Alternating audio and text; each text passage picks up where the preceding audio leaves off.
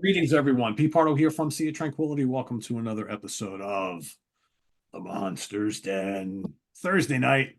Hope everybody's having a good week so far. We got the weekend coming up, and what better way to bring in the weekend than talking classic horror? Let me introduce the crew before we start yapping on about these great Hammer Frankenstein films. We got Dan Brown in the house, Jamie Laszlo's in the house, and all the way from Scotland, Mr. Davy Gallagher. There he is. I'm trying to make sure he's to my whatever this is, right, looking like left in the Over Zoom. there for me, Yeah, but it's like it's this. one of these places.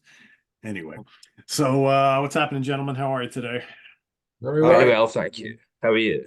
Good, good. I have to say, I've been watching these films for most of my life, and it's always a pleasure revisiting them. And Davey said something in our little Facebook chat, I don't know, a week or two ago, that as much as we love the Hammer Dracula and vampire films, this Frankenstein series is actually better. And that is 100% true. Even though I think that, there may be some great scenes and heights in a few of the Dracula films, because we all love Christopher Lee and how great he is, and Cushing is Van Helsing. I think as far as consistency across all the films, this is the way better series. Yeah. Way better Yeah. series. Far more consistent, far more diverse. There's a lot more. You can recommend different films to different types of tastes in here. Yeah, it's just there's some phenomenal filmmaking. There's much more Terence Fisher and Jimmy Sangster involved. Peter Cushing's obviously a lot more involved than Christopher Lee was in Dracula's. But hey, I'm sure we'll get into all that. So, Yeah. That's the oh, thing. I've been waiting for this one. The main protagonist is on screen more, even though 7 minutes of Christopher Lee will, say, "Ooh, that's exciting. It's waiting for." But Peter Cushing is pretty much all over the place in these. Well, that's the thing, Dan. I mean, because everybody waits for the Dracula films when Christopher Lee comes on I know. screen. They're Don't like, oh, blink. there he is. And Don't then he's leave until the gone. you might miss him. Yeah. Peter Here you Peter got Cushing wasn't a tax exile, Peter Cushing, so he could film a lot more really. That's true. for sure. Here we go. Yep. So we got 7 films to rank here. We're gonna go from 7 to 1. We're gonna each do 3 at a time. We'll give you quick little points and things about some of these films and what we like about them, and we'll see how the ranking winds up. So we're gonna have Jamie start us off with his 7, 6, and 5. All right. Going into this, I've only seen the first two. Oh, really? So Okay. yeah, I saw the first two, and then one day I decided I'm just going to buy them all and have a Frankenstein marathon. But then being on the Monsters Den, you just can't do that. No, you got to text everybody in the Monsters Den and say, hey, I'm about to watch these movies. So if we rank them in like 10 or 12 months from now, I'll be bummed because I'll have to watch them all again. So are we going to do a ranking sometime soon? Okay, we'll do it next time. So that's how that worked out. So yeah. So I my number one was pretty much in set when I was done watching them. Number one was in set in stone. My last one was probably set in stone. The other ones are interchangeable, really. But my last one, I'm gonna go with The Ghost of Frankenstein. It's Universal. You're playing with us. Joking You fuck joke. up. Joke. You fuck up. Joking joke. April Fools was Call back. Call back. 2 days late. $1 short. I'm gonna go with Frankenstein and the Monster from Hell. I don't think it's terrible, but if this franchise has a dud, that would be it. You got John Stratton overacting as the asylum director. I get it's kind of funny. He's the nut who runs the nut house. You got Peter Cushing in the very terrible wig. Yeah. Awful wig. It's so bad. It does have, as a movie, it has pacing issues. Like when Simon Helder, the character, is shadowing Frankenstein throughout the daily activities, going nut to nut to nut. Kind of goes on for a while. While I was watching it, I kept waiting for the movie to get into another gear. And then before I knew it, only 10 minutes was left in the movie, and I was still waiting for that next gear. And then when they reveal the monster, the big reveal behind the cage, I'm like, oh, that's it. A goofy looking guy in an ape mask. I was kind of waiting for a fake Jerry Lewis and Dean Martin to show up with a very old Bela Lugosi at that point. Um, another little thing that bothered me when Frankenstein shows his hands are burnt, I never believed for a second those were his hands. It reminded me of, if you remember Ren and Stimpy, when they used to do close-ups of something gross, it would be like this exaggerated close-up and it flies around it or something, and then they would go back to like normal animation. It kind of reminded me of that little jolting thing. I think it's the grossest of the bunch because you get to see like the actual saw meet the skin and actually saw and the thing come in there cutting the brain. So yeah, they went full throttle on that. But I think by 74, this type of Hammer horror seemed to be getting a little old fashioned at the time. And I think I was looking at all the Hammer horror movies. This looks to be like the last of its kind. They did some action movies after this and a few comedies. They did something called To the Devil, a Daughter, which I've never seen, but it doesn't look like the same type of Hammer horror as this. No, By it's looking a at the poster. modern Omen kind Yeah, of it's like a modern Omen type thing, but it's not terrible, but it's the dud if there's a dud. From there, I'm going to Frankenstein created woman, which it should be creates woman. I keep wanting to say creates woman. It's not a bad movie at all. I enjoyed it. It tackles the idea of how much does a soul play into the part of creating a human being, which is different. They're always finding new, fresh ideas in this franchise. You know, they try to do that in Dracula, but it didn't always work. And here, it works for the most part. It does have uneven dialogue, like Dr. Hertz paying for dinner when just 2 seconds ago he said he had no money. And then there's this trial. How could Dr. Hertz, he did not realize that Hans was on trial for murder, as he's literally on the witness stand at the murder trial. He's on the witness stand going, what? He's being, he's trying to convict him for murder. You're on the witness stand, dude. So it has some clunky things there. How is Frankenstein capturing Hans' soul? I don't know. You just kind of roll with it. You got three douchebags that are kind of like the Droogs from Clockwork Orange, but they're more clumsy and more drunk, and they're hearing souls by the voices, and I'm not sure how that's actually working in the movie. And they put the Hans' soul in his girlfriend, and that's really twisted and great, but they don't really work with the idea much. It's not as bad as it sounds, but Peter Cushing is kind of a supporting actor in it. Almost, you don't get a lot of Frankenstein in this movie. Susan Denberg, beautiful as hell. And then I Googled her. I'm like, oh, she was in that Star Trek episode Mud's Women, which is a very famous episode. And you had to be hot to be in that episode. She didn't have much of a career. It's funny. I always thought, No, I thought I remembered her in a lot of other things, but really very short Yeah. filmography. Yeah. Then The Revenge of Frankenstein is my next one. Now, 5 to 2 can all be, 5 can be 2, 2 can be 5. It's like what aspect bothered me, and then how much weight do I put on that aspect is basically what I'm doing here. So this picks up where Curse left off, and I think Davy thinks it should be way higher. Yeah, it starts off with Frankenstein avoiding the guillotine. Somehow he switched with the priest with help by a hunchback named Carl. I don't know. But then he becomes Dr. Stein. Later on in the series, he's Dr. Victor. Now he's Dr. Stein. He's like, nobody will figure it out. Nobody will put these pieces together. It does have a smart script, smart dialogue, and I love how Dr. Frankenstein, his pupil slips and almost falls, and Cushing goes, "It would be a pity to lose you so soon." So soon. Yeah, it's very Lugosi-like. You know, you can see Lugosi saying that. Like I said, I like this movie. Frankenstein still being a dick in here, taking care of the poor just to get their body parts. And then he ends up putting the brain of Carl into the monster. And now why does Carl the hunchback want to be in another body? I'm pretty sure because the guy wants to get laid. is why I think he wants to do it. And the things guys will do to try to get laid, put my brain in another goddamn body. I don't care what it takes. And he's not even out of bed yet as the monster, and he gets the chick's address.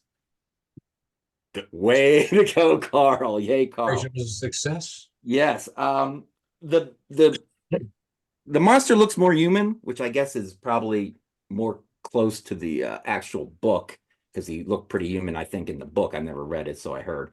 But here's the thing. The guy playing the monster, Michael Gwynn, I think he was miscast in my eyes.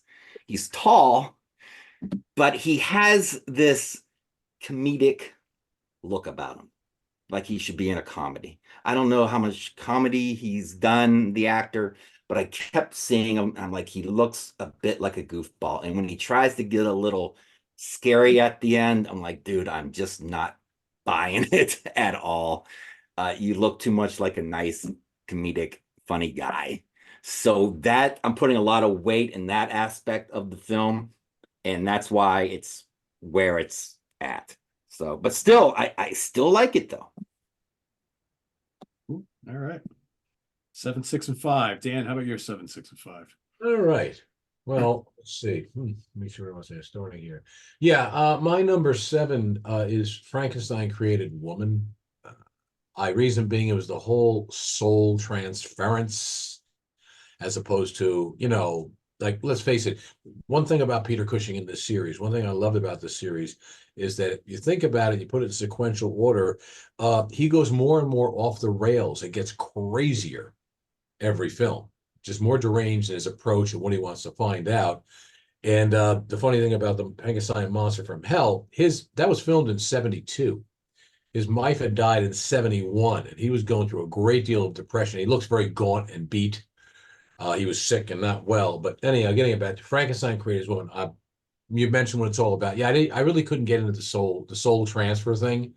I mean, he started out in the first film where they basically put him in a milk bath with some leftover lights from a Mario Bava film, and then by the down the line, he's going full Kenneth Strickfaden to all these things, and then boom. Now it's like now he has a machine that he can create. I think if I'm correct, wasn't it a laboratory they got kicked out of, and all the equipment is still there. Like nobody went in and had a garage sale. He just went back to the laboratory and just let's fire it up, and like a very traditional Chevy, it just kicked over and away he went. But that's my least favorite, just because of the soul transference thing.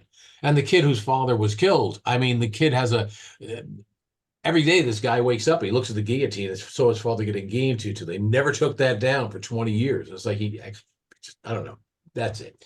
Next one, Horror Frankenstein, 1970. It's a decent little film. They like to refer to it as more as a comedy, but I don't think it's comedy. I think it's kind of funny. The Gravediggers have this great little rapport. They're kind of off kilter, the Gravedigger and his wife and such. I like the storyline. Was it Ralph Bates who played the young Frankenstein? And he was cast because they wanted to attract younger audiences, because I believe this is a time when they're, when they were starting to fade a bit, and Amicus was on the horizon, and people were watching anthologies and the Hammer style, and you're 12 years into it at this point. That is the second one about it. It's basically a remake of the first film, Curse of Frankenstein, but on a much more tongue-in-cheek level. It's a good film, just not my favorite, because I miss Peter Cushing horribly in this. Now, film of note for starters, like Frankenstein Created Woman, should take notable if you're listening to this. Frankenstein Created Woman, although it's Hammer, was released by 20th Century Fox in the United States. The next film, Horror Frankenstein, was released by another company called Continental in the United States for distribution. So just take note of this. Every film was released by a different company in the United States on distribution. And this had a lot to do on how some things happened in the films. Third one, I'm going to go with Frankenstein and the Monster from Hell. I think Jamie kind of hit all the major food groups in that one. The one thing as I kept looking at David Prowse in that suit, I just thought of like a cross-dressing Sasquatch. It just had the big red lips, and he's hunchbacked. And honestly, maybe I nodded out during it, but I don't recall where'd they find this hairy guy in the first place. I have to apologize. I must have missed that or went to the bathroom break. Yeah. Why does he look like that again? I don't know. What? Did they? I don't recall them explaining. Yeah. There's a line about him losing all his humanity because he has the brute strength of an animal, so all the humanity's left him and he's become animalistic. Yeah. Oh, He's got all this hair and You know what he reminds me of in the makeup? Have you ever watched Island of Lost Souls with Charles Lawton? There's one scene where Charles Lawton sends somebody out to kill the captain that comes to rescue everybody. And he's same kind of a build, all hulking, and he has all his hair on his body, but still, again, once again, cross-dressing Yeti, Sasquatch, whatever the hell you want to call him. Yeah, I found it was kind of absurd and weird. Peter Cushing seemed to be going through the strokes on this one. And but I'll concur most with Jamie's information. And for your information, this was released by Paramount in the United States. That's my first three. Not that they're all bad films. I enjoyed this series. I saw many of these in the theater, earlier ones, in the movies, and it was great to revisit them. So they always had a piece of my heart in these things. So they're fun, but as you get older, you look at them and say, "What am I watching here?" But it is still entertaining, even in a nostalgic sense. cool. All right, Davey. Well, stay tuned for the correct answers now, folks.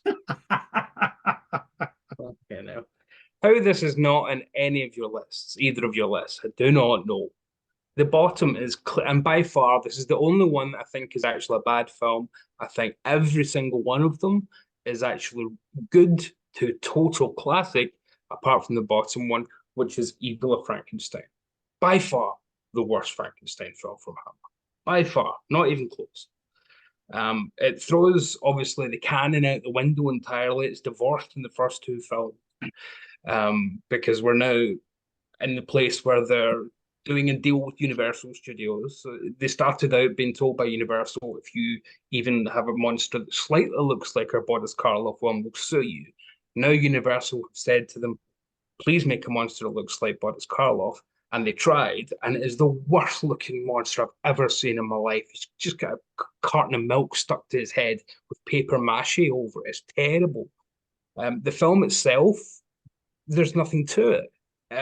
15 minutes of it are essentially, I mean, Dan said we've already had a remake of the first film. You get a remake of the first film in this, in a silent flashback just to pad out the running time, where we see Frankenstein's experiments from the first film, but reimagined, where he's doing it all himself with no Paul present, which takes far too long to get going.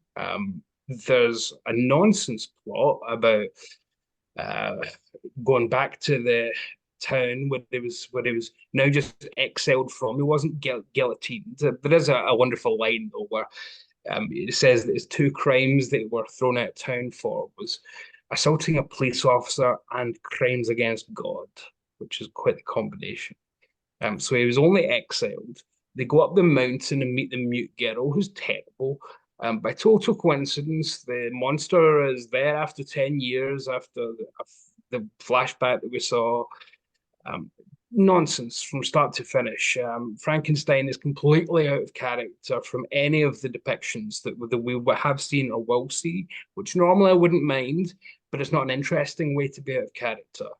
He's jealous over the burgomaster having his jewelry and his wardrobe and his bed.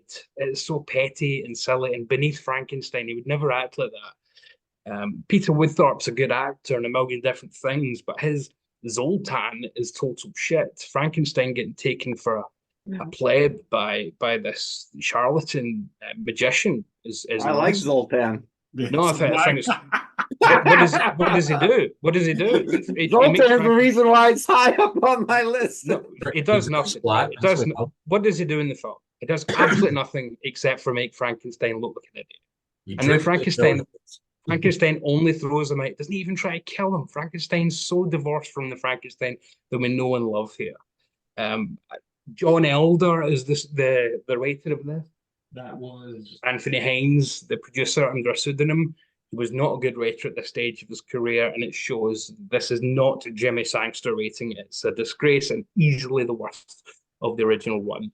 But that's the only one that I think really bad, because then we go into the good category straight away with Frankenstein and the Monster from Hell. So good, so the two copies here. So here's the 3-disc set from Hammer, which is packed with stuff. And here's the 2-disc set from Second Sight in a box set, with Peter Cushing's rather wonderful wig front and center on that, and then the monster front and center on that. His wig, funnily enough, on the very first Monsters Den show that I did, I remarked that Peter Cushing's co-star in And Now the Screaming Starts was his wig. It's the same wig that he had in that film. He kept that wig and brought it back for this. It's not a particularly interesting film. It doesn't do much new. There's a real sense of tiredness about it from everybody involved. Obviously, Peter Cushing's gone through a lot of this period. He is taking any job to get him out the house to forget about Helen. Terence Fisher's a lot older. This is his last Hammer horror. Jamie mentioned the pseudonyms. We've got Dr. Victor here. As he mentioned, we've got Dr. Frank earlier on. We've also got Dr. Stein. So we've got Victor Frank Stein. We're only missing Dr. N to complete the set. Madeleine Smith's quite good in it as the mute girl Angel. I think she's a better version of the mute girl that we did see in Evil. Yes. Although I'll always love Madeleine Smith in anything. She's a lovely lady in real life as well. I've met her at a couple of conventions. And I love the ending of it is quite bold, because in all these films they feel the need to say Frankenstein's a bit of a monster. We better kind of kill him off with and we can always bring him back with zero explanation. And in this, after everything fails, Frankenstein isn't bitter. He isn't angry. He just says, "Oh well, I'm sure it'll work next time." And that's the end of Frankenstein Hammer. It's kind of beautiful. It's bittersweet. And it's actually a quite nice way to say goodbye to a beloved character who you really should hate, but you always kind of love, apart from one that we'll get to because he does some deplorable things. But generally speaking, you love him for being such a great anti-hero. Plus, You almost feel too like basically the way it ends is like he's going to spend the rest of his days in that insane asylum with the rest of the insane people, right? Or he'll always just have another plan to do this, and Frankenstein movies will continue for eternity, as they have done, as we know, from a million different versions to go on to this day. Yeah. Or I got to get to the Death Star. And then Patrick Troughton's in it. He's the grave robber. Dan mentioned the grave robber, but didn't mention he's Patrick Troughton himself, the second Doctor. And then my third bottom, again, we're into the really good territory already, I think, is the horror of Frankenstein, which I have in this box set from Germany. Where is it here? There's lots of Ralph Bates in here because it's got Dr. Jekyll and Sister Hyde and stuff. Horror Frankenstein, the Studio Canal version here, which is rather wonderful. Interesting to have Dave Prowse as the monster twice. I think he's much better served here. You'd get Dave Prowse because you'd need what he was, a real life bodybuilder, to show that he's the Doctor's essentially built a real specimen as opposed to a monster. What Dave Prowse was in Monster from Hell, I don't really know why they needed Dave Prowse to be a kind of panther-like creature, but regardless, he's much more himself here. He actually walks about like he does in, as Jamie mentioned, Clockwork Orange, where Dave Prowse is the house butler and that for Patrick Gee's character. He's much more of an interesting monster. It's really a throwback to the first ever monster that we got. Of course, the elephant in the room is Ralph Bates being the Cushing replacement. I love Ralph Bates. I think he's one of the real unsung heroes of Hammer. I think he's got a sense of fun, a sense of churlishness. The film is a comedy. Dan said some people think of it as a comedy. It is a comedy. That scene where he electrocutes the hand to show that his experiments work, and it gives the finger, which I know this isn't a gesture in America, but it gives it the Vicky, it gives it the V, which is a big insult. And he says, "I think we'll send this to the dean." It's great stuff. There's a wonderful, wonderful script throughout it.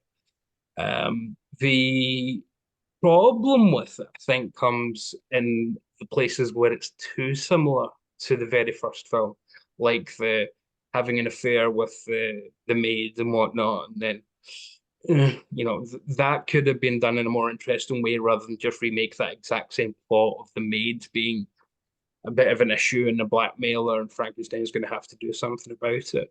But generally speaking, I think it's got a real sense of fun about it. The stupidity of the characters, like Wilhelm falling for Frankenstein, saying, "You're right. I think we'll give this all up. We'll just pack everything away. Here, you hold these things that will kill you if you hold them for 5 seconds." Boom, kills him. It kills the grave digger 2 minutes later, just by pushing him. Look over the tub of acid, and then pushes him in. It's done as a farce. It's not supposed to be a real serious take on Frankenstein. And Jimmy Sangster comes to direct it after writing the very first film, so he's almost doing a parody of his own work, I think. Um, some of it works better than others, but I do try and remind myself that it's 13 years later in an era where you didn't have them all sitting on your shelf to watch back to back. So 13 years would have been a hell of a long time. So for a lot of people, they wouldn't have seen that original in a long, long, long, long time, if ever. So I can kind of forgive going back to some tropes that worked a lot better in the first films. But yeah, Veronica Carlson, of course, is great as Elizabeth when she pops up. Interesting that she's in back-to-back Frankensteins. She was in Frankenstein Must Be Destroyed and has a bit of a time of it, to say the least. And here she is with quite the fancy for Victor, albeit a rather different Victor. So yeah, we're in that era where actors are being cast in back-to-back films. I like it. I think it's a lot of fun. I want to recommend it. As the guys have said, these bottom ones aren't classics, especially Evil, but there's a lot to recommend. A lot of fun. There's a lot of set designs with Hammer that are great. It's always fun to spot the familiar sets that the bridge at Bray Studios, the big room that was always there with the staircase coming down, and the big sitting room off to the side at Bray Studios that they've used in every other film. Brilliant stuff. Just for Hammerhounds, great to get that kind of stuff. Kate O'Mara's here. It's got a great little cast. Yeah, I'd recommend. This is where I'm starting to get to the outright recommend stage. Just teetering on, but maybe not for everybody if you don't like old school. Yeah, I mean, I like all these movies a lot, and this was hard to rank these because so many of them, to me, I love just as equally. But I think for me, the bottom couple were fairly easier for me to put down there. I'm going to go with The Horror of Frankenstein as my number 7. It's a fun film, as a remake or reimagining. It's still fun. There is a humorous take to this. I think Ralph Bates is terrific in the role. He's different, right? He's not Peter Cushing. But he's good. He's really unlikable, right? And so they carry over that whole notion that this character, regardless of who is playing it, you don't like him much. I mean, the whole scene where he plots to do away with his father, it's like because he's not getting what he wants. It's just like it's a spoiled, rotten little evil child, right? Basically. Yeah, but he enjoys it more than Peter Cushing's. Oh, he totally does. Yeah, He totally does. He totally does. I think the film looks great. Most of these films look really, really good, especially a couple of them. This one looks really, really good. I don't know if I'm 100% into David Prowse as the monster here. I think he looks good, but he comes across too much of like this big strong man. He's just, rambling around and doing his thing. Whereas in the other film, which I'll talk about in a second, it's like the opposite, right? I think he looks the part. He's just kind of, I don't know. He's like the big strong man running amok or whatever, but it's fine. And I also, one of the things I don't like about his portrayal in this film is a lot of these other movies, the creature is very sympathetic. I don't feel he's sympathetic in this film at all, but that's okay. Maybe that's what makes this a little bit different. But I do like this a lot. I just think I'd like the other ones more. So that's my number 7. And how funny to have an ending in the film where Frankenstein's plot's ruined and it basically ends on him just going, yeah. It's like, okay. no comeuppance, no jail time, just nothing. Unlike all the other films where something big generally happens at the end of the film. Unlike my number 6, which is Frankenstein the Monster from Hell. So basically sets it up like, well, maybe we'll have another adventure with these folks, and but history shows not. This movie is like batshit crazy. Like Jamie mentioned, it's pretty gory. Lots of blood in this movie. I think Madeline Smith is great as the musicist, so good. who then late in the, she's great in everything she does. She's just a beautiful, beautiful woman. And I love her, like, she's just like so like shy and like also a very sympathetic character. And then late in the movie, you know, she starts talking and you're like, whoa, so she does speak, right? So it's just kind of like she kind of like kept that to herself. I think what's the blonde actor's name again? He's really good in this. Shane Bryant. Yes, he's really good. He's good in anything he does as well. You know, the creature looks ridiculous. You know, it's one thing if it's got the bald head, all this hair, the big mumbly lips, and the hair all over the body, and they make him like kind of like he's kind of chunky, but you can tell how there's one scene where he's like doing this to himself when he realizes that he's got the professor's brain in him in the body, right? The professor realizes he's got this big body, and he's like going like this, like, is this me? And you can clearly see it's like an inflated like plastic thing. I'm like, oh my God, you guys couldn't spend a couple more bucks on this, you know, just to kind of make it look a little bit more And convincing. why is it Dave Prowse to be this kind of hunchy? Yeah, you don't need him, right? He's Don't totally need not Dave needed. Prowse. He's totally Why? not. Why do you need a 6'5" muscle man to crouch down? I don't. Yeah, And I was just thinking, George the Animal Steel. That image just came into my head. would have been perfect, right? Tor Johnson, yeah, same thing. Someone like that. But you know, otherwise, I think it's got some pacing issues. I love the whole like last act. I think is just loads of fun, and I think it's probably the film in the series that has the most faults for me. But I always really enjoyed it just because it's just so out there and so crazy. And as like a final film in the series, I'm totally down with it. So I like it. I think it's fun. So that's my number 6. My number 5, and again, I really like this movie a lot. I'm going to go with Frankenstein Created Woman. I like it because it's different, less of a horror creature film than the rest, and really just a really strong revenge film when you really get right down to it. I think it works really well. I think Susan Denberg is great as Christina. She does a really, really good job. I remember this film like when I first started watching these movies years and years ago. This was one of my least favorites because it just wasn't like kind of horror enough, and there's not much of a creature aspect to it. But I don't think it really needs it, and I think it works the way it is. I think it's aged very well. It's got great dialogue, really good acting. The sets are good. And you know, Cushing is good in like kind of like a little more reserved role for him, but I think it's just I like the fact that they went somewhere different with this, and it's really really well done and enjoyable. So yeah, that's my number 5. So Think Do about you it. have Aloe's picks at all? did he give us his picks? Yeah, I didn't know if he gave it to Two you weeks ago. personally. No. I I know he put his notes in. He did some work, so I thought maybe he emailed let me you. take a look. He might have. While Jamie goes, I'll take a look because We should apologize. Chris is off watching Sweaty Men this evening, and after that, he's going to watch. Yeah, The he was wrestling. ready for this last episode. He had all his Yes. notes out and because he he thought got we were doing invited it to last a time. AEW wrestling event live, and he couldn't turn that down. So he's like, so all that work he did rewatching.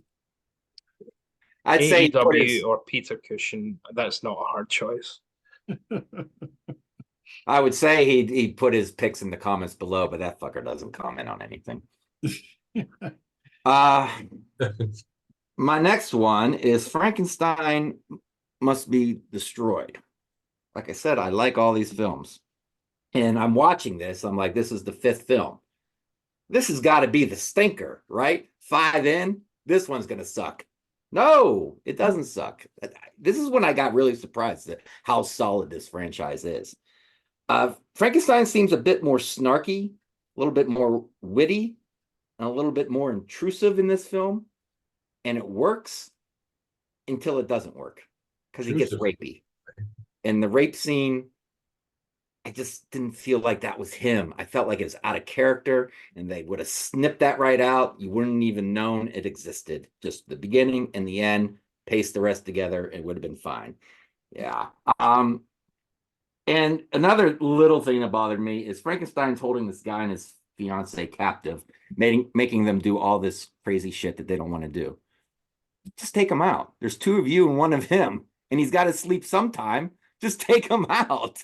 That is one of the flaws. If Frankenstein keeps pointing out to Simon Ward, you've already killed, you know. Why doesn't he just kill Frankenstein? Yeah, just kill him then, and be done with it. And after watching 5 of these in a row, I feel like at this point, Frankenstein is just kind of winging it.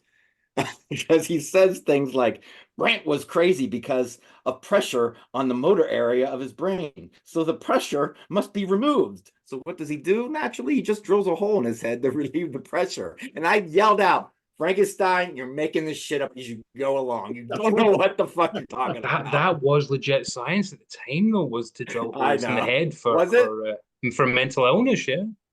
Well, it worked. They do have swelling on the brain, so it's not like Yeah. This was one of his better attempts at making a life form. I thought that this guy could probably go back to his practice, the monster.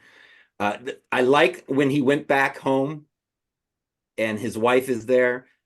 It drags on just a bit, but it adds a lot of drama to the film and starts making you care more. And you don't get a lot of drama in a lot of these films. So I thought that was a nice touch. And at the end, it's almost thriller-like, with Frankenstein and the monster not only having a violent battle, but they're having a little bit of a battle of the wits as well.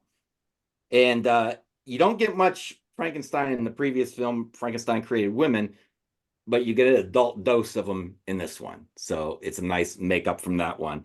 And it's a fun movie. I again, I was just shocked at how much I liked it going into the fifth movie. Because I didn't know that this was a solid franchise going in, or seen as a solid franchise going in. I'm like, there's going to be some clunkers at the end and in the middle. I know it. Not really, except for now, Evil Frankenstein. Davey thinks is a clunker, but I'm putting it next. Yes, it has faults, but I had a lot of fun with it because of Zoltan. I love me some Zoltan. I thought it was great. And hypnotizing the monster. I mean, I just thought that was a wonderful idea. It almost becomes like Cabinet of Dr. Frankenstein there for a minute. I love it at the beginning. I like to yell at my TV sometimes. Frankenstein going, why won't they just leave me alone? Like 3 movies in, and you just don't get it, Dr. Frankenstein, do you? You just don't get it. The flashbacks, yes, it kind of forgets the first 2 movies, but I forgive it. I don't care. It's its own little thing, kind of. It does get a little Frankenstein-y with the lightning bolts and the monster looking like Boris Karloff a little bit, but not as good, and the thunder and the lightning and everything. But I liked it. I do think it's funny when they find the monster in the ice.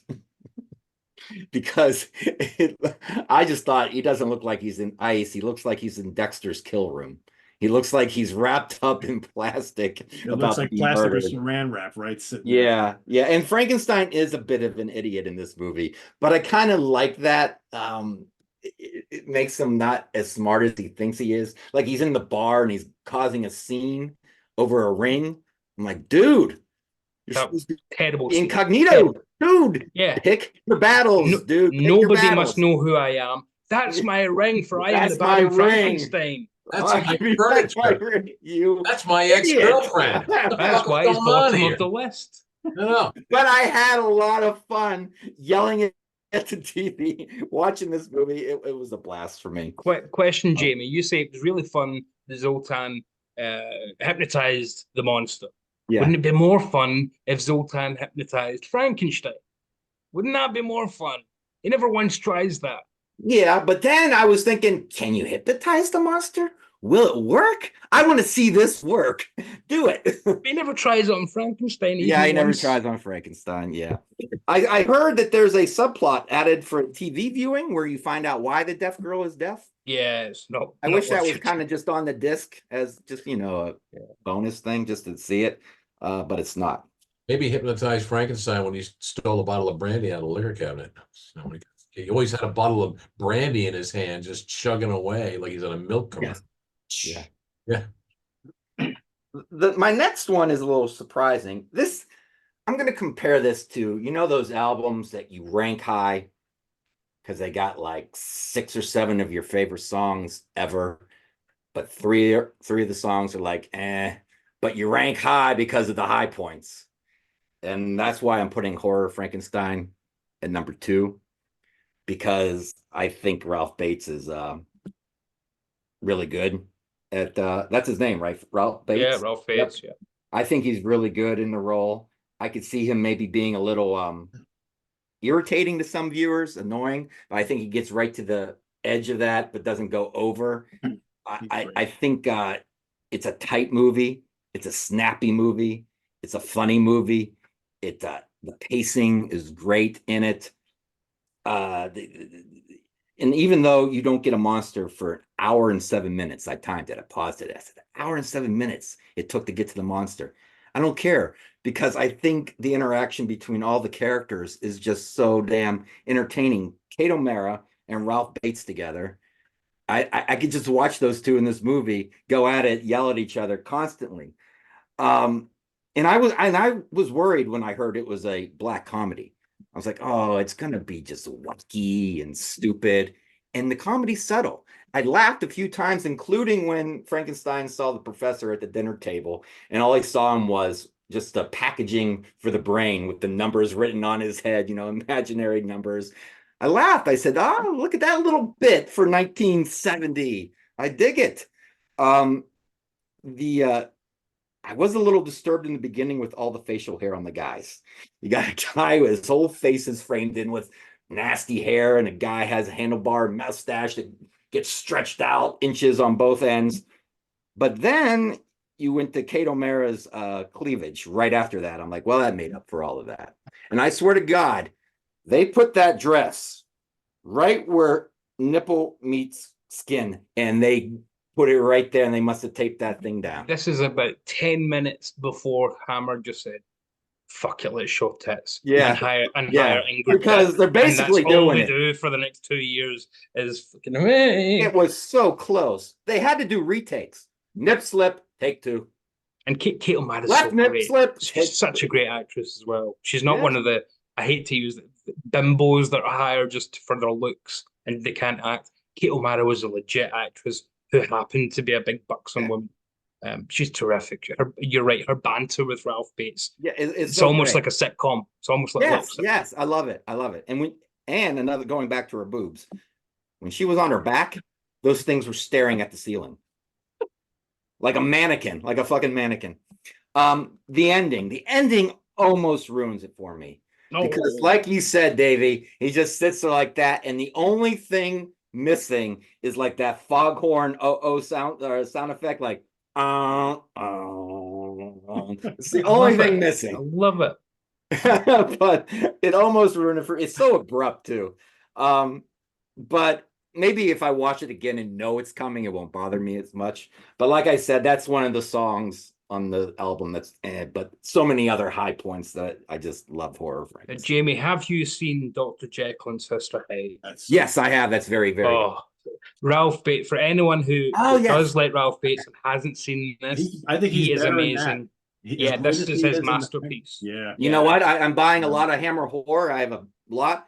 That's next on my list, even though I've seen it somewhat recently. With and Martin Bezic is amazing as Sister Hyde. Phenomenal film. Yeah. You think that would suck with a stupid name like that, Dr. Jekyll and Sister Hyde, and it doesn't. Yeah, it's majestic. Yeah, that's really good. All right, cool. Dan, what do you got for? Right.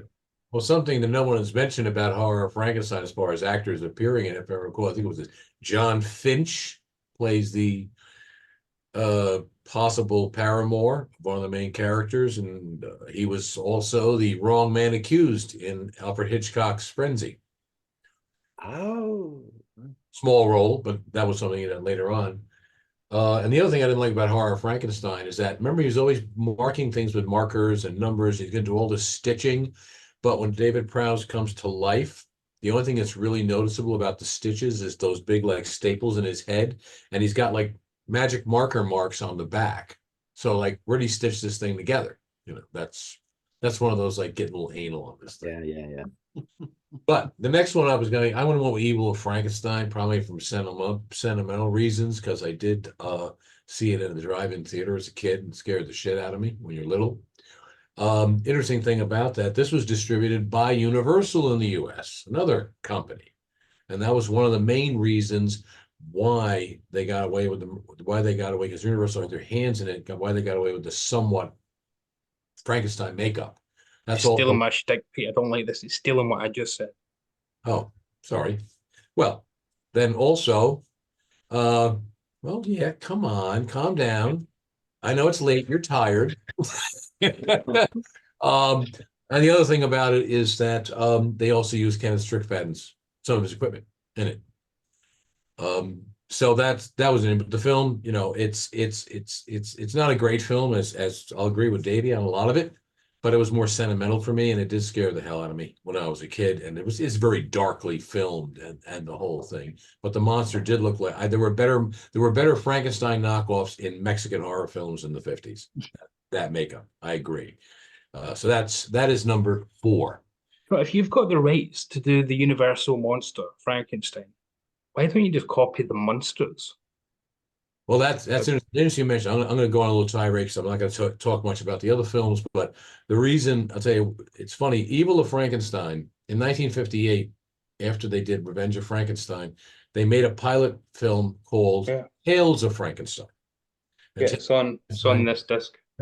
Was a collaborative effort between Columbia Pictures, who had the distribution for Revenge of Frankenstein, and they also had Universal. Columbia Pictures had the syndication rights for Universal films, the horror films in the U.S. They tried to put this series together. Hammer and Columbia could not come to terms on anything. They brought Anton Diffring over to play Dr. Frankenstein because he looked kind of like Peter Cushing, but one studio wanted to make like an anthology. It was all about scientists and mad scientists, and the other one wanted to do, as the British had done very well with characters like Robin Hood and series, they wanted to make a series about Baron Frankenstein. And since they couldn't get it together, it fell apart. And then Anton Diffring went back to do what was The Man Who Could Cheat Death. Man Who Could Cheat Death, And then he went off to be like the nasty Nazi in many big productions in the Blue Max and such. But that was one of the reasons, you know, why Universal got involved in this. And that's another reason in Tales of Frankenstein, since Columbia had the distribution for Universal Pictures, that the Tales of Frankenstein, which you could see on YouTube, it's a 27-minute film, he looks just like Herman Munster. And Universal was allowing them to do that in those respects as opposed to the other films. So just wanted to throw that trivia in with that. Number 3, my film is Frankenstein Must Be Destroyed. 2 reasons. 1, saw it in the theaters. 2, it brought on that kind of like little over the top, rough sex type of thing, or the sex appeal type of thing they were trying to do with Taste the Blood of Dracula and Dracula's Risen from the Grave. They were getting more mature in their approach to the fact, also, let's face it, Peter Cushing. He rapes a woman. I don't think it was out of character. I just think they were just trying to be kind of somewhat sensationalistic or sex-driven in some of their films, aside from just showing boobs straight out. I saw it in the theaters, as I did with the Dracula films in the late 60s. And another reason why I liked it, because long time ago, before we had DVD, before we had Blu-ray, before we had 4K, 8K, whatever, hologram, Betamax and such, this is how you watch movies in your home. And these were 8mm, 10-minute digests of movies. And a company called Ken Films had the rights to do a couple of different, they're silent, they had subtitles under them, and they were kind of entertaining, run 10 minutes. And that I had this in my collection, which I had a whole series of these. And yeah, they had put out Revenge of Frankenstein, The Mummy Shroud, and a handful of them. But I remember that, and I had this, would play it over and over and over in a really bad, grainy, doopy black and white. Are those worth anything, or are they just worth? Some of them, like Dracula, Frankenstein, the original ones, if they're in good shape, yeah, they'll fetch up to $40 a piece. You know, nothing crazy. Sometimes there are some rare ones out there that lose the distribution, but they're more like a nostalgia. That was the only way you could watch these films, unless you sat up at night and waited for it to show up, because a lot of these films were out of the theaters by then. I mean, to show you how interesting and popular these were, there was an actual digest of Star Wars out in 1977 while the film was still in the theaters, black and white. So, different world now, though. Right. Frankenstein meets Must Be Destroyed. Second one, I'm going to go with Curse. You know, I mean, the Curse, it starts the story off. You know, it's like talking about the Mummy with Peter Cushing. It's like talking with, you know, the horror of Dracula or Dracula. This is the one that started the whole series. You know, it gave us this iconic makeup because they couldn't get the rights from Universal of this very, like, I don't know, transparent man look type of thing. And these model kits are inside out. And once again, you got Christopher Lee and you have Peter Cushing. starts off, and it appears to start off maybe the 1840s, 1830s, not exactly that. And that was the other thing about these films as they go along. They seem to go from 1830, 1840 up to the Victorian age. Yet Peter Cushing never ages. So, or the technology or the costumes.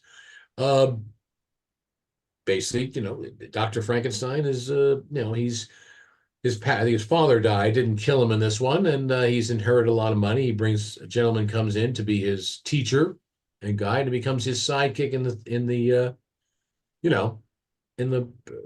laboratory to bring back life, and he immediately gets turned off by the whole thing. And I'll let everybody else explain the film, but it started the story. I don't think it's the best story, but it started the story, and that's why I picked Curse of Frankenstein as number 2. All right. Davey. Okay. Next up for me then would be Frankenstein Must Be Destroyed, which I've got in this massive Hammer Horror Blu-ray box set. It's in here somewhere. Frankenstein, Mummy Shroud, Frankenstein the Monster from Hell. Is it in this one? No, it's not. I'll tell you what it's in. It's in a box set that Pete and I have moaned about before. Yes, this one. That's got the most generic title ever of Horror Classics Volume 1. This is an actual Warner Brothers set, and they've given it the most generic title ever, even though it's got classics in it, apart from the Mummy. But Frankenstein Must Be Destroyed. One thing we haven't really touched on is we've talked about the monster and things. Frankenstein's the monster in these films. It's not really always a hard lever about his creature, as it's referred to in the Mary Shelley book, the creature. Frankenstein is mostly the monster, and never more so than in Frankenstein Must Be Destroyed, a very well-titled film, because it's the only film where you, I think, truly hate Frankenstein for what he's doing. There's no heroes in it. Everybody's doing something wrong. From Simon Ward and his partner to Frankenstein. That rape scene is abhorrent. It doesn't need to be there, as Jamie said. It was added because US distributors wanted titillation, and we're still in that disgusting age where a rape scene counts as titillation. No, thank you. But Cushing hated doing it too. So everybody did. Cushing wanted to do it. Terence Fisher didn't want to film it. Nobody involved wanted to do it. But anyway, we'll move past that. Even if you take it out, he's evil enough in the rest of the film. That's another reason why I don't think it needs it. His actions in the rest of the film are so deplorable. He's so misogynistic, the way, go and get me coffee, and the way he just treats everybody like dirt for the greater purpose that he thinks he's meant for. But this is the most callous Frankenstein. There's normally a little bit of a wink to him, not usually in the film itself, but more for the audience. This is a quite serious Frankenstein, a really more depraved Frankenstein, a more desperate Frankenstein. And what he does with Veronica Carlson is just horrible. And Thorley Walters, as the police chief is investigating, isn't needed at all. He's a bit too silly for the tone of the film. I think he was added to lighten it up, but maybe it did need it after the rape scene. The whole film starts with Frankenstein, to go young Frankenstein about it, coming out of the shadows and just gutting a guy to kill him. A doctor, as we find out. He's got a real thing in this film for killing doctors. Which after so many times where he's been held up as a villain by the medical authorities in all these films, he's probably just got a thing against doctors at this point, to be honest. As Dan says, the timeline's all over the place here. He references Burke and Hare, even though other films have been before the Burke and Hare murders. Yeah, there's 3 timelines in these films, I think, at least. And it's only really the first 2 that are directly connected. Everything else is just kind of vaguely related. Because every other character is called Hans or Carl as well. I think there's 4 Hanses and 3 Carls in these films, which in 7 films, that's quite. It's like the Draculas. The Draculas have got 4 characters called Paul. So they weren't the most imaginative coming up with film titles for characters. Uh, yeah, I really like the cast, but the guy that steals the show for me to really sell it is Freddie Jones as the eventual creature. And again, he's not a monster. He wakes up, he's got this different body, and he gives it a real humanity. He's the most, if you like, successful creation that Frankenstein has ever had in these films. He's able to walk perfectly well, talk perfectly well, but the evil of Frankenstein, or the curse, if you will, in this film, is that he can't be accepted by his wife, can't accept this new body, this new man walking in and saying, "I am your husband." Freddie Jones is brilliant. He sells that pathos, that tragedy, so perfectly. Freddie Jones was a great actor in a lot of things, like The Elephant Man. Ended up doing soaps in the UK. His son's more famous. His son's Toby Jones, for anyone who doesn't know. He's been in a lot of great genre stuff. But yeah, I think it's a really solid film that if you can just get past that rape scene, so a bit of a trigger warning, it's great stuff. And I love that opening scene with Frankenstein with the actual mask on and ripping off. That's a great reveal as well. Some wonderful stuff in. But I'm putting the next one higher than most, the one that is indeed in this Australian Blu-ray box set. Whatever it is, Frankenstein Created Woman, which on the disc it tells you that is one of Martin Scorsese's favorite horror films. Yeah. And I don't know, I don't think it's terribly horrific for most of the film, to be honest. If you watched it in isolation, so say Craig was to watch it. Craig's not on tonight because he's not too well versed in Hammer for anybody watching. But if Craig was to watch that and then wonder why Frankenstein's considered this great villain of cinema, I think he'd be quite right to wonder that, because he didn't do anything in this film that's horrendous at all. He's actually quite gentlemanly. He's got a great rapport with Thorley Walters, who again in the next film is the police chief wanting to arrest him, but here he's his kind of companion and drinking buddy. It's a more chummy Frankenstein, a more gentle Frankenstein. He doesn't commit any acts of violence whatsoever. I think the scene at the very start of the drunkard being taken to the guillotine is great, because you think it's just that traditional scene of here's somebody dying and Frankenstein will take the body. And we actually get a little bit of pathos, because here's the young Hans, sees his father at the guillotine, and the father instantly turns from this rambling drunk shouting profanities to "Don't let the boy see me die like this. No, turn him away, turn." It's a real wonderful little bit of writing to make the guy at the gallows just decide to change the way he's acting because his son sees him with it. And then the whole film turns into a real metaphysical concept film about the purpose of the soul and the idea of the soul. Yeah, there's a lack of Frankenstein in it, which bit of a problem if you're watching it again in isolation. But his actions are the proximate cause of everything that happens, essentially. Every scene in it adds to the scene that follows. It's a great build of film. It's a wonderful structured film. It's got a great shape to it. Wonderful performances throughout. But that real, without going into too much of the end of it, Pete's definitely seen it. I don't know if you will have, Jamie or Dan. Hands of the Ripper. Have you seen Hands of the Ripper from Hammer? Great film. Long time ago. Yeah. Well, again, I won't spoil too much, but essentially this is a bit of a dry run for the events of Hands of the Ripper, with voices and somebody acting inside the body of another. I think it's done a little bit better in Hands of the Ripper, starring Eric Porter, but not that Eric Porter. A bit weird. It's a really solid film. And a really interesting film. If you take it away from being a Peter Cushing Hammer Frankenstein film, I think has much bigger ideas than you'd expect from this kind of film. And as Jamie said, especially this far into a franchise, if you want to call it that, which they would never have done back then, because Victor doesn't do anything wrong in it, which is quite remarkable. He does get away clean at the end because he's not done anything wrong. It's quite great.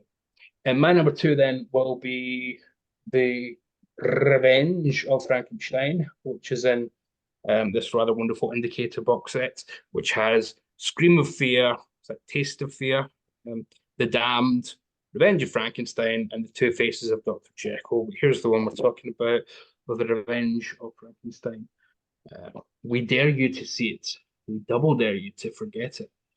And as Dan mentioned there about Super 8s, you get the Super 8 cut down version as an extra on this. All right. Indicated that quite a lot, actually. All the Sinbads and most of the Ray Harryhausen films have got the Super 8 cut downs on. I think this is a stunning film. This could easily be my number one. I'm almost tempted to just say joint number one. Revenge of Frankenstein is a brilliant sequel to that first film. Again, it's the only two films in the series that are intricately woven, to the extent that the priest who Frankenstein in the first film is confessing to comes back at the start of this film for the reprise of that scene, just to be killed off after 10 seconds. They go to the bother of getting that one actor back a year later just for that 10 seconds. So there's an attention to detail and continuity that we don't get anywhere else in the series here, because everybody's back. All the greats: Terence Fisher, Jimmy Sangster. James Bernard doesn't come back to do the score, which is a bit of a miss, but still. Dr. Stein, okay, it's all a bit silly that he's just gone up the road and shortened his name a little bit, but it never feels like a joke in the film itself. It's all very accepted.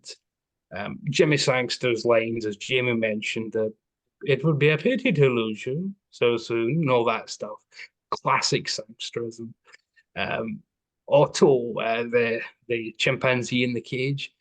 Otto ate his wife, and his assistant says he ate another monkey, and he was married to him. Like, well, who else do you expect him to be married to? So there's a lot of like strange little dialogue parts you don't get in the later films, because Jimmy Sangster likes to put in these odd character rates. You would never get an orangutan wedding in the later films, but in this, they just put it in there because Sangster thought it'd be somewhat interesting.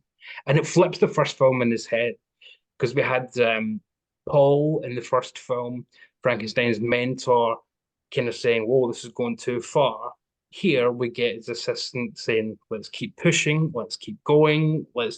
So Frankenstein has gone from being the pupil to being the teacher, and he's teaching terrible things, of course. The patients turning on him is a kind of twist on the villagers and whatnot, with Pitchfork's idea, which we do get in a later film, but it's this film's version of it. There's some wonderful stuff in here, like Frankenstein cutting a guy's arm off because he's a pickpocket and he knows that his creature could use a good arm, and pickpockets must have nimble fingers. There's a ridiculous reveal at the end that Frankenstein's obviously not dead. He is in fact living in England, in London, and under the name of Dr. Frank, and he's just grown a mustache and wearing a monocle.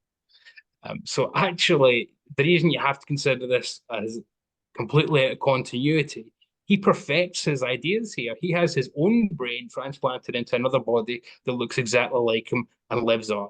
So really, those first two films are Frankenstein's ultimate victory, his revenge. He actually takes revenge on the world, if you will, because he perfects it, survives death, comes back in another body that looks exactly the same, and has his ultimate revenge. He's right all along that you can do this, after being told, no, it will only make monsters.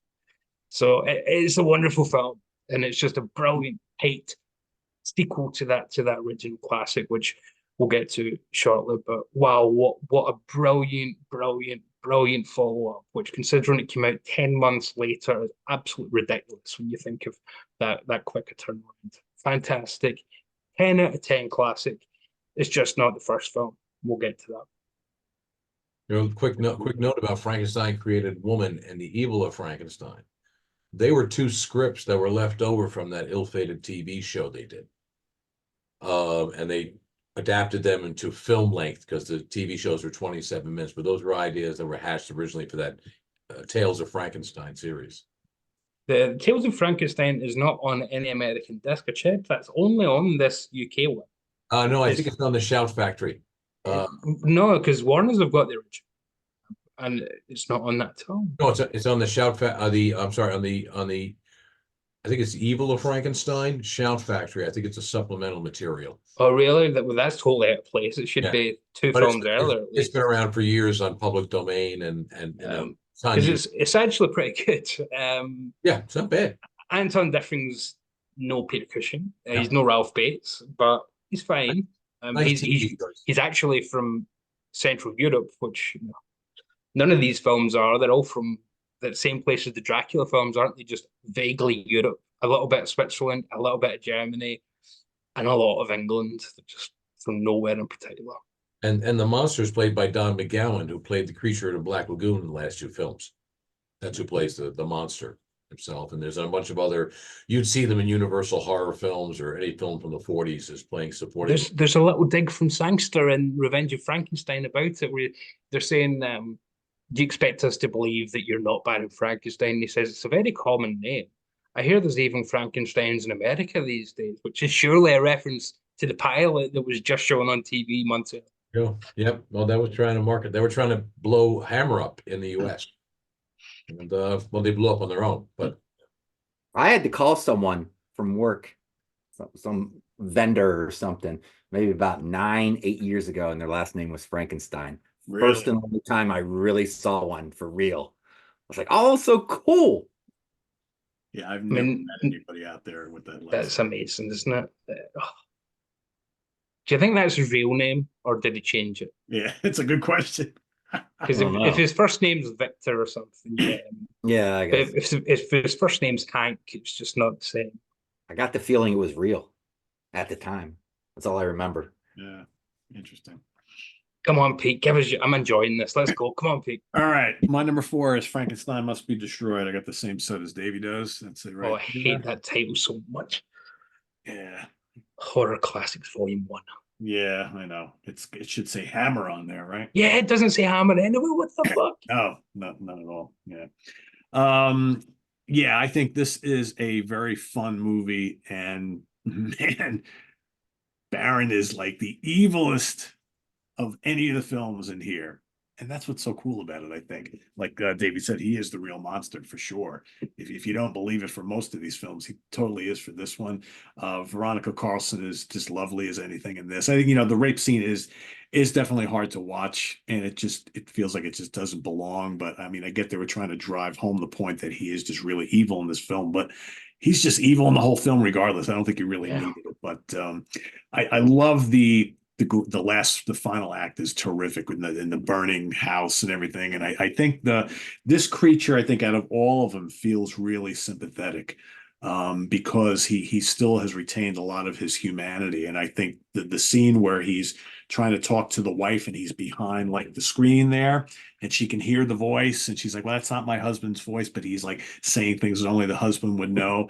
And you can tell like how much he is hurting, and you just totally feel for this creature. And then that last scene where he goes and he's fighting with the Baron and he drags him back into the house. He's got him over his shoulder, and then the house is all crumbling and falling apart. And you're like, oh, could this be the end? No, of course not. But I think it's a great ending.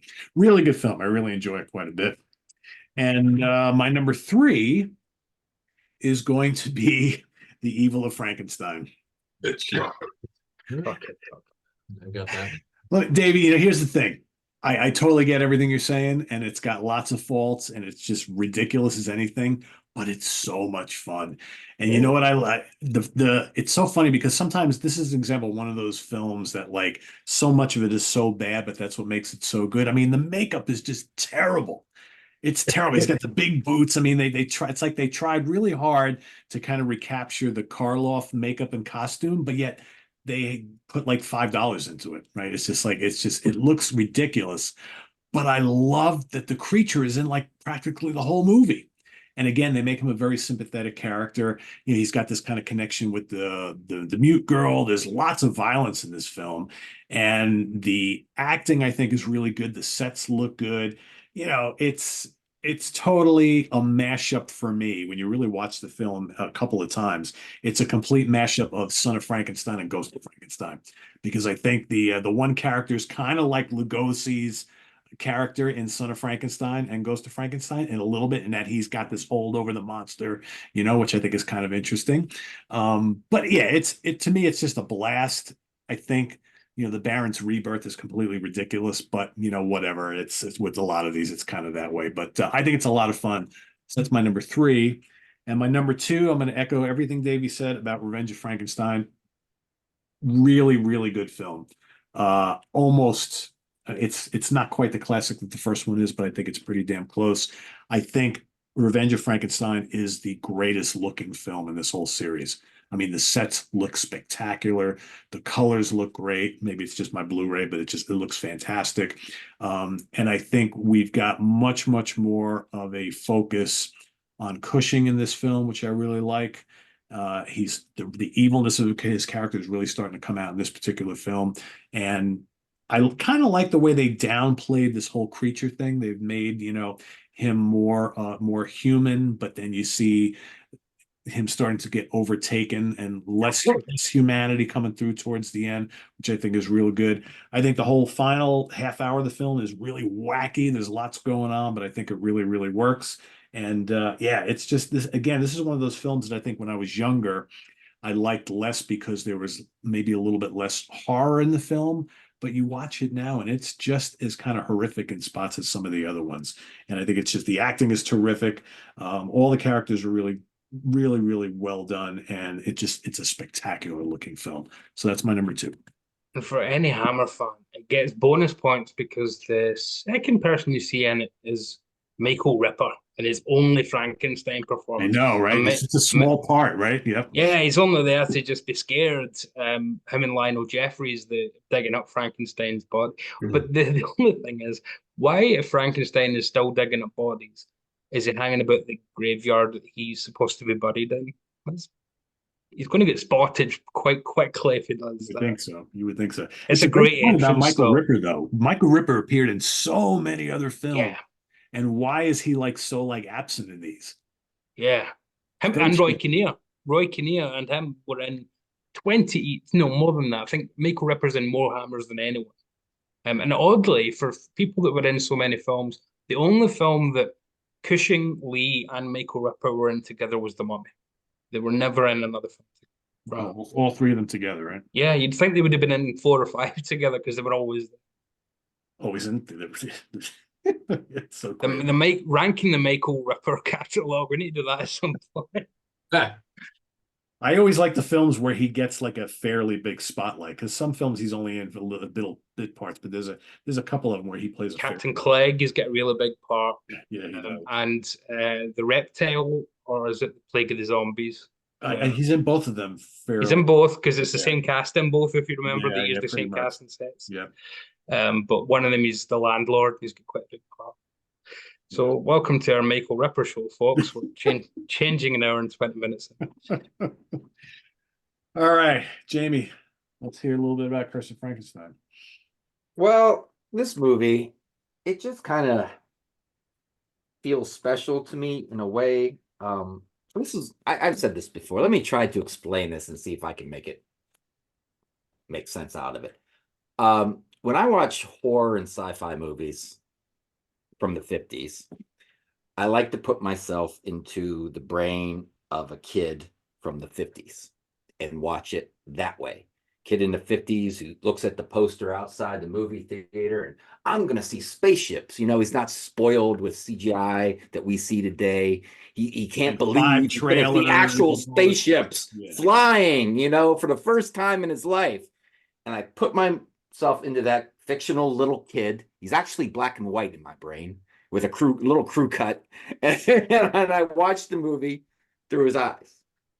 In this movie, I'm kind of watching it through an 8-year-old who hasn't seen the movie, because this is like a Big Brother movie. This is your 14-year-old brother went out with his older friends to the movies, and maybe you guys share a bedroom together, and he got home and you're whispering because you don't want parents to know that you're awake. He's like, oh my God, this movie that I saw. Oh, squirt, or whatever you would call someone in the 50s as young. I don't think this movie's for you. I don't think you can handle this. Wait until you hear what they put the brain in a bowl. See it. And this little kid, his mind is just exploding. I want to be older so I can see a movie like this.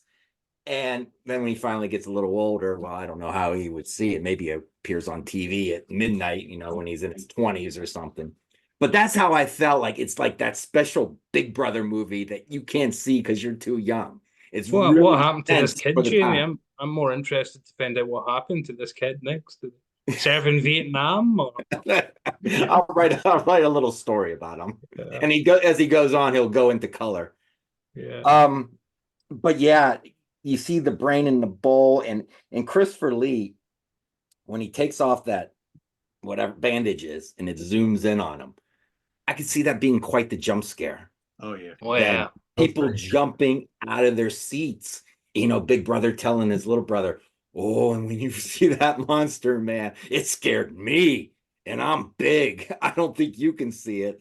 And then, the next breakfast, yeah, you saw that movie and I want to see it. No, Mom, don't let him see that. And then that creates that whole, mystical thing about the movie. Back then, I wish I could have lived back then just to be a fly on the wall for that type of fact that it was in situation. color, right? I mean, in glorious color. Yes. And when you really think about it, that makeup on Cushing is actually pretty horrific for the time, I think.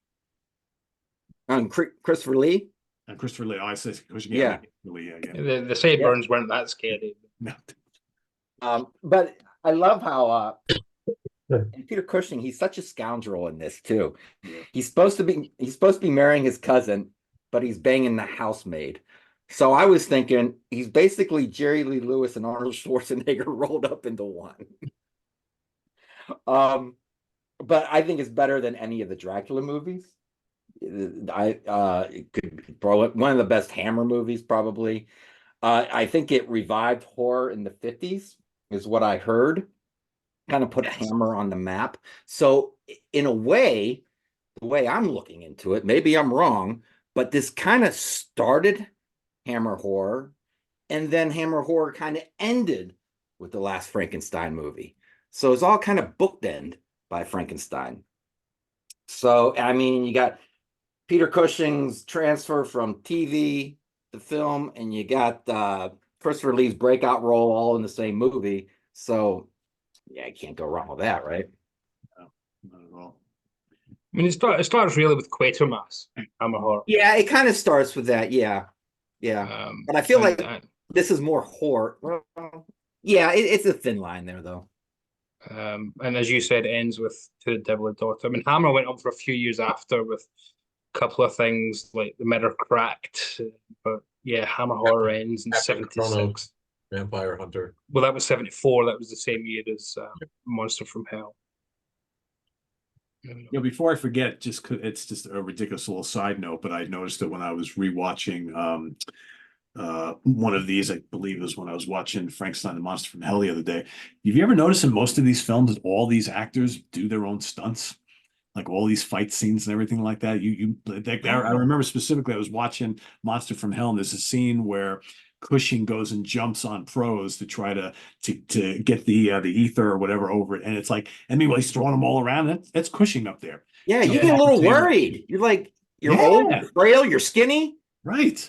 Because when you watch the old Universal films, anytime there's like these close fights going on, you look and it's a far away shot. You can tell right by the side it's stuntmen, right? Isn't there a scene in one of the movies where Cushing's like swinging on a chain or a rope or something? He does it in the original Dracula, and he does it in Captain Clay. Yeah, on Dracula, from onto the table or something. Yeah, I mean, compare Victor Van Sloan's Van Helsing to the way that Peter Cushing's bounds across that, pulls the curtain down and kills Dracula. It's totally, it's so fresh. Pete's right. Doing those stunts, because they were all trained. Cushing was a trained swordsman, so was Christopher Lee.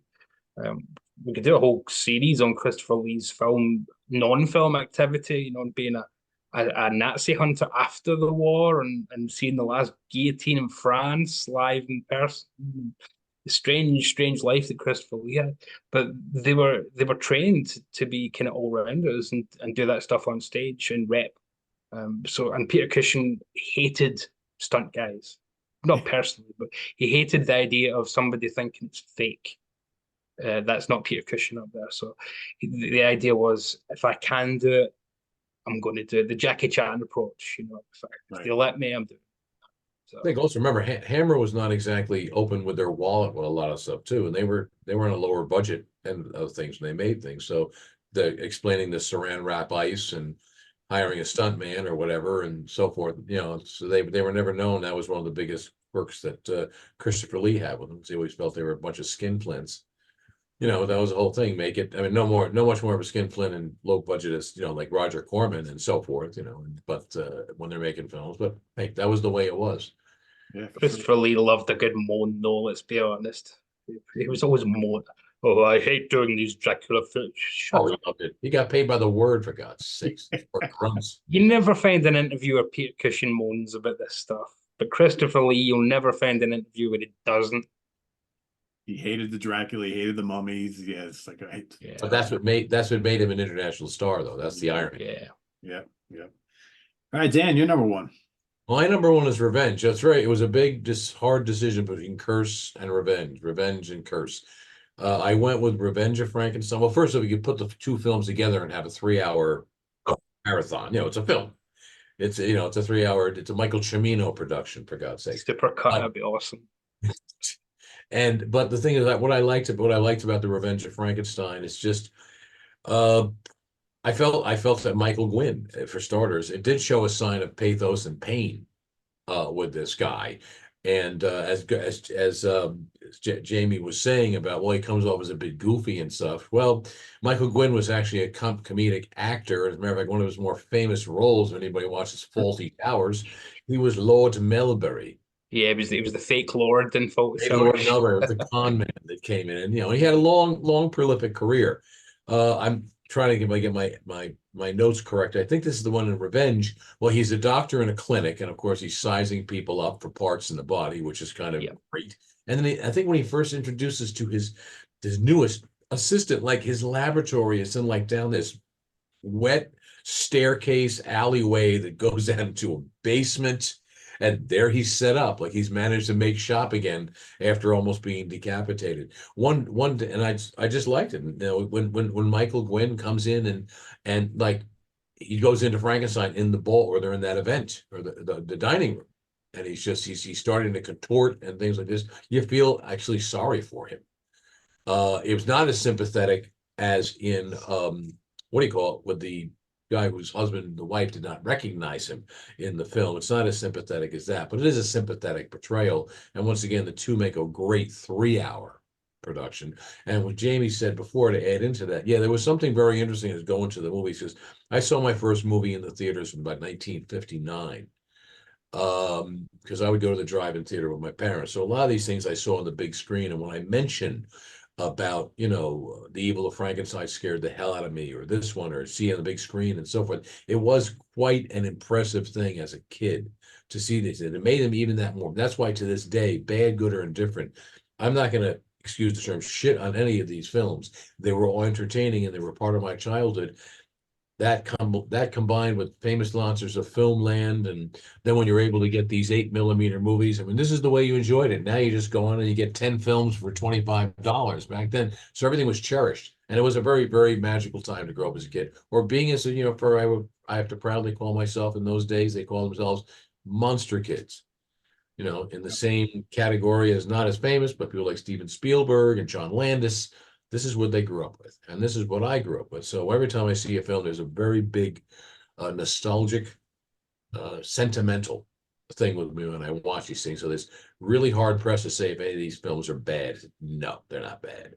But I agree 100%. So Jamie, yes, you did miss the boat on that one. But the thing is, if you've never seen it before, you've seen it for the first time now, and you're able to grasp it anyhow. It doesn't matter. I still like it. No matter what age. Still like it. You'll like it. So that's why, and that's pretty much sums it up. And finally, with who distributed what? Sorry, Curse of Frankenstein, Warner Brothers, Revenge of Frankenstein, Columbia, and seven film companies and 7 distributions with the film to get them in the States. That's why none of the editions that I'm showing have 2 Frankenstein films in them. That's Everything's separate. Yeah. My Hammer section is it's a mess, 4 right? It's 4 columns. It's about 200 strong, because some of them you have to buy films that you've already got 3 times to get the fourth film, which is only in that 4-pack. And it's true, those other shows you put up there with the horror collection that they put out, those basically bare bones ones. I mean, they're good to have it that way. But then when when Davy pulls up something from Intruder that looks like the size of a, two Gideon Bibles stapled together, it's like, 4 feet wide by 3 feet high, and God knows what's in there. Now that first one you said, the first one, that Intruder, that not Intruder, which one? Indicator? What's that? Indicator? Yeah, Indicator. I can't remember. I don't know if I have their region 0, correct? Or No, the early stuff they released are, but Sony then said, sorry, you need to start locking things because we're pricks. But their box sets are unparalleled. I mean, look at the list of extras. Wow. They are all 4K restorations. The Mill Creek ones, Pete, I know you're one of Mill Creek, that Revenge of Frankenstein that you've got. It's an old restoration. This is a 4K restoration of Revenge of Frankenstein. And you already said how good that one looks. So can you imagine how good these new restorations are?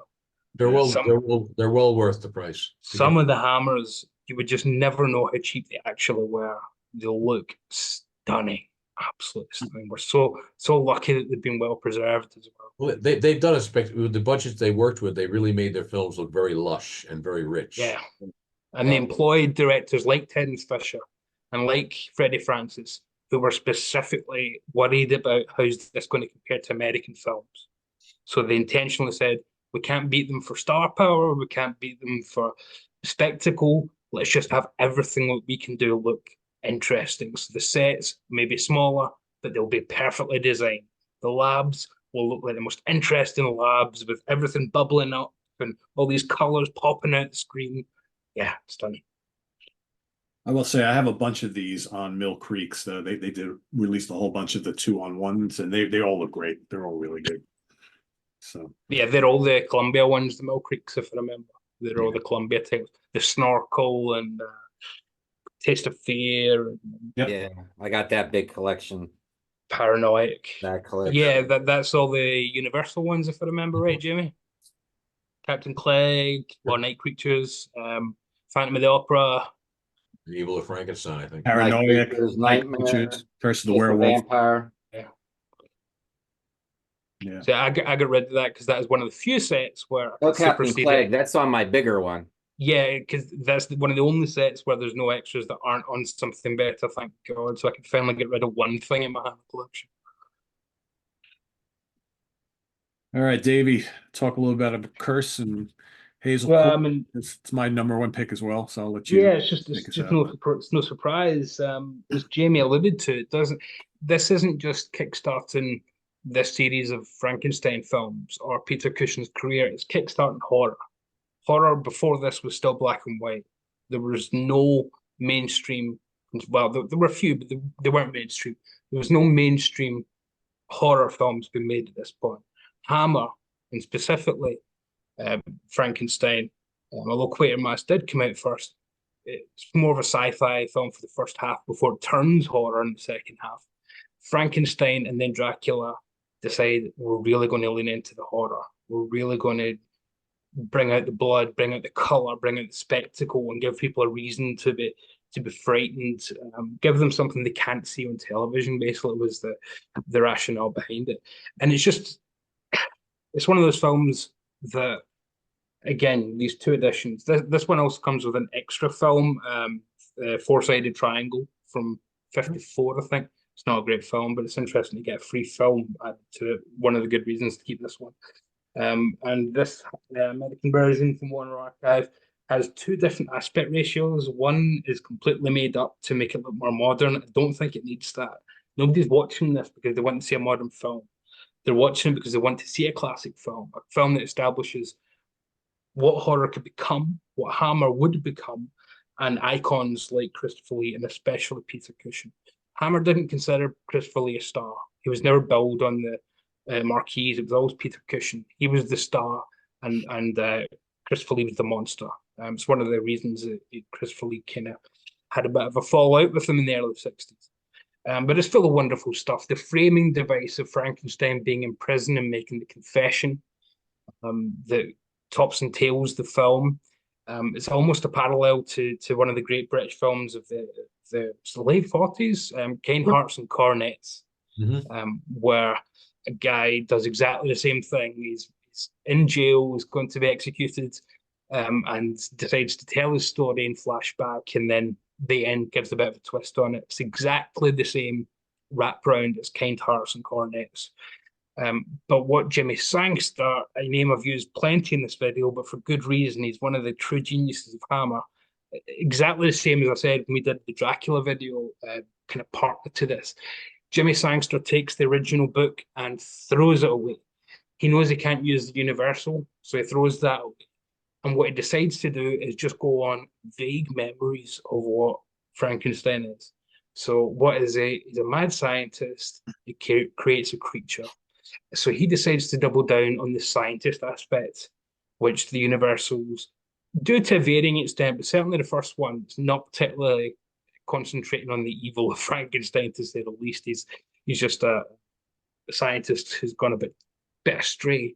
And the novel is quite a tragic figure, Baron Frankenstein. So this is a very, very different take on Frankenstein to make him completely not psychotic or psychopathic, but sociopathic. He's single-minded in his pursuit of the end goal. And when he employs Paul to be his mentor, played by the great Robert Urquhart, they establish this relationship of we'll keep pushing the boundaries until Paul realizes they've just pushed it too far, and it starts to become a bit of a rivalry between them. Hazel Court's involved, of course. She's wonderful in the early Hammers. I love Hazel Court. She's true Hammer legend, an icon of early Hammer, along with likes of Barbara Shelley.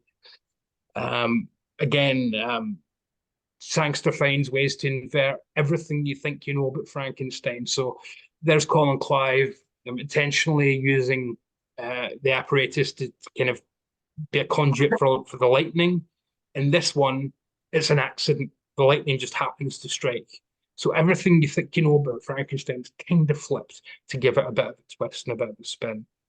The lab just looks like an amazing set. It looks like the kind of place you just love to play around and experiment with the Baron.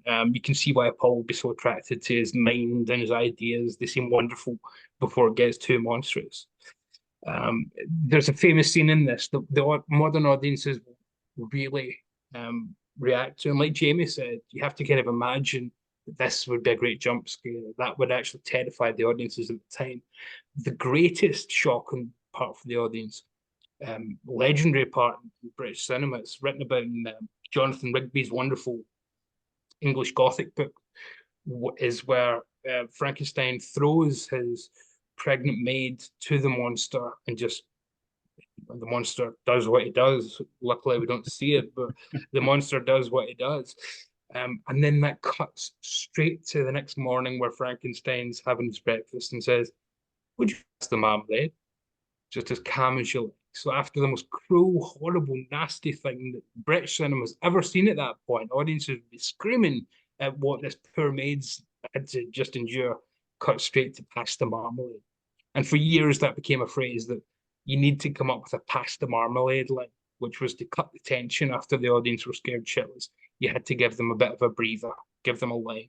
It's the genius of Jimmy Sangster that, again, it's just lost a bit to a modern audience who wouldn't think that was actually too horrendous an attack because we don't see anything. But like Jamie wonderfully said, we kind of need to remember this is 1957. Yeah. Interestingly, this is also not just the origin of Hammer, but the origin of Amicus, because Milton Subotsky submits a script for this, and Hammer say, "This is rubbish, you're never going to have a career in cinema."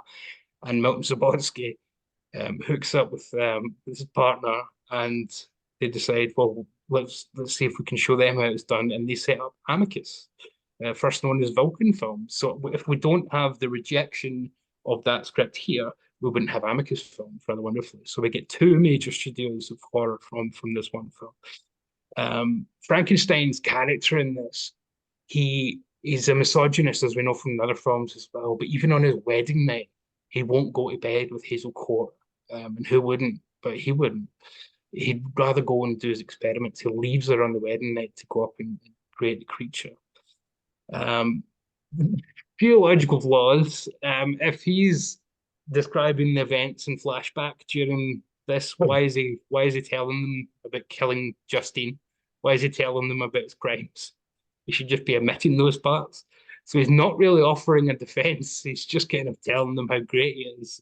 He's not really protecting his case very well here, when he's supposed to be pleading his innocence, really, which kind of leads into the idea that this might be Frankenstein's version of events and might not actually have happened, because we never hear from the real Paul and the real wife Justine, that Hazel Court, that any of this actually happened. We only see them mute when Frankenstein's in the jail cell. They never actually speak to the event. So it could actually be in Frankenstein's mind if this was a one-off film. I quite like that notion.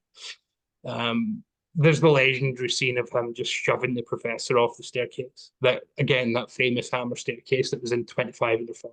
Yep. Where it claims that, look out, Professor, right off the staircase. We do get a few tropes. You know, the brain has to be dropped to be damaged, which leads to Christopher Lee's confusion when he's the monster. There's a great performance from Christopher Lee in terms of his movement and how to do mute acting but still be an interesting character. Again, it flips things on its head. So what do we remember Boris Karloff's character doing with a child in the first film? Throwing her in the river. In this film, we see Christopher Lee approaching a child, doesn't kill the child, kills the grandparent instead. So it just twists everything that it can without ever feeling like it's copying and doing it too intentionally. You never feel like it's just inverting it for the sake of it. It's really just cleverness more than anything. It doesn't kill Paul Frankenstein, even when it seems to be in his best interest, because there's always a sense that it wants to impress him. It wants Paul's approval more than anything, because Paul's something of a father figure to him. And he wants Paul's approval before you do get the sense that if he gets that, then Paul will be next after it. It's just a phenomenal film where even at the end, Frankenstein is completely defiant, saying, "I'm right, you just don't get it. This is great work. What are you not getting here?"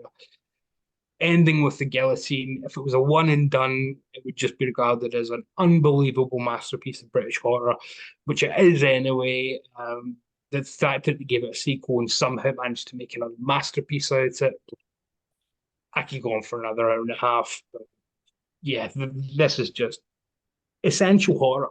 But for British horror of the 50s and 60s, if you like, there's just nothing better, really. I mean, personal favourites perhaps, but in terms of what you should see, you'll probably be hearing about this at the Hall of Fame nominations this time next year. So, yeah, great classic stuff. I would agree. He's saying he likes the film, right? Is that what he's saying? Yes. I've not actually watched it. Yeah. How many times have you seen Chris Frankenstein, David? Easily 25, 30. I mean, it's such an easy watch as well. I think it just flows right by. You're never bored for a minute, and it's got rewatch value. Peter Cushing's inflections, his little smirks and his eyebrow raises. He's such a careful actor. That's why I had him in the Hall of Fame nominations last year. He has all the props lined up, and he knows exactly what to do at any given moment. He never feels like an actor just saying lines. He's just majestic, and this is, to me, the quintessential Peter Cushing role is Baron Victor von Frankenstein. This is his role, yeah, for sure. Every all these actors have that one special role. I think the great actors, and this is his role. This is his character, yeah, for sure. So there you have it, everybody. Ranking the Hammer Frankenstein franchise, all 7 films. So of course you know the assignment. If you know these films, rank them down in the comments as you like them, just like we did. And let us know what you think of these movies. I think we all feel that this is a very, very, very strong franchise, and I think we're in agreement that this is the best franchise amongst all the Hammer films. So the Dracula films are cool too. I think we love them, but this is where it's at right here. So thanks for watching, everybody. Visit us on the web at www.seatranquility.org. We're on Facebook, we're on YouTube all together all the damn time. Please Be subscribe cool. if you haven't already, and click on that notification bell so you get alert of all of our content as it posts. And please do hit the like button before you leave. We hope to revisit Hammer films again in the not too distant future. So we'll let you know when that's going to happen. Till next time, for Dan Brown, Jamie Laszlo, and Davy Gallagher, I am Pete Pardo. Good night, everybody, from the Monster Crew. See ya.